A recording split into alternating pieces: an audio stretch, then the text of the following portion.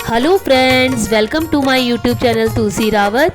और मैं आज आपको देने जा रही हूँ नवरात्रों की जानकारी। इस बार चैत महीने के नवरात्रे 22 मार्च से शुरू हो रहे हैं। इन 9 दिनों में देवी के 9 अलग अलग रूपों की पूजा की जाती है और अलग अलग दिनों में अलग अलग मंत्रों का उच्चारण किया जाता है। ये 9 रूप अलग अलग सिद्धियाँ देते हैं। तो आइए जानते हैं कौन से हैं ये रूप और कौन से हैं ये मंत्र। पहला रूप है माता शैलपुत्री का। हिमालय का एक नाम शैलेंद्र या शैल भी है। शैल का मतलब होता है पहाड़ या चट्टान।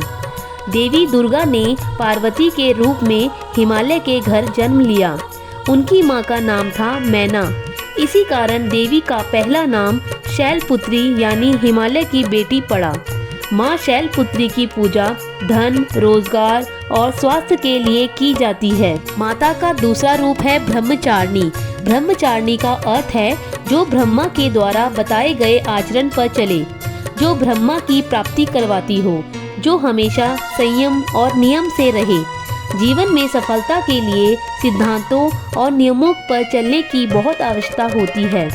इसके बिना मंजिल नहीं मिल पाती। ब्रह्मचारिणी की पूजा पराशक्तियों को पाने के लिए की जाती है। तीसरा रूप है माता चंद्र घंटा का।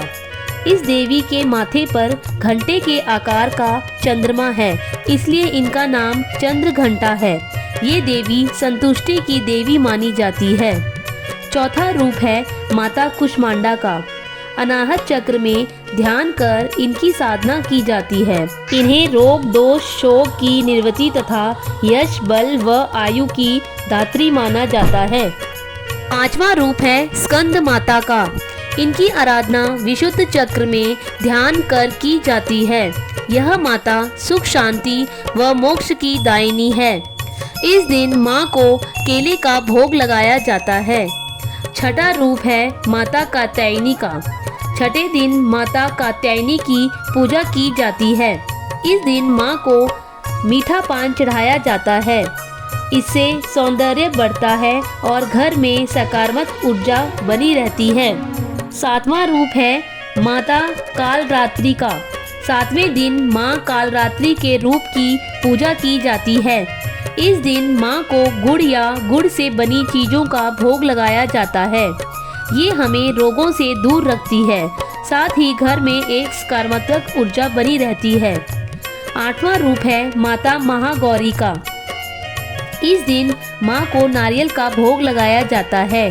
इससे सभी मनोकामनाएं पूरी होती हैं और धन की प्राप्ति होती है। 9वां रूप है माता भवानी का। 9वें दिन नवरात्रि का आखिरी दिन होता है और ये दिन माँ भवानी का होता है। इस दिन व्रत का समापन किया जाता है। माता रानी को हलवा, पूरी और खीर का भोग लगाकर कंजक पूजी जाती है। ऐसा करने से दुर्घटनाओं से बचाव होता है और सभी सुखों की प्राप्ति होती है। नवरात्रों के 9 दिनों की इसी तरह माता की पूजा की जाती है। आप भी इन मंत्रों के जाप से माता की पूजा विधि कर सकते हैं। अगर आपको ये वीडियो अच्छी लगी हो तो आप मेरे चैनल को सब्सक्राइब कर सकते हैं, जिसका नाम है तुलसी रावत।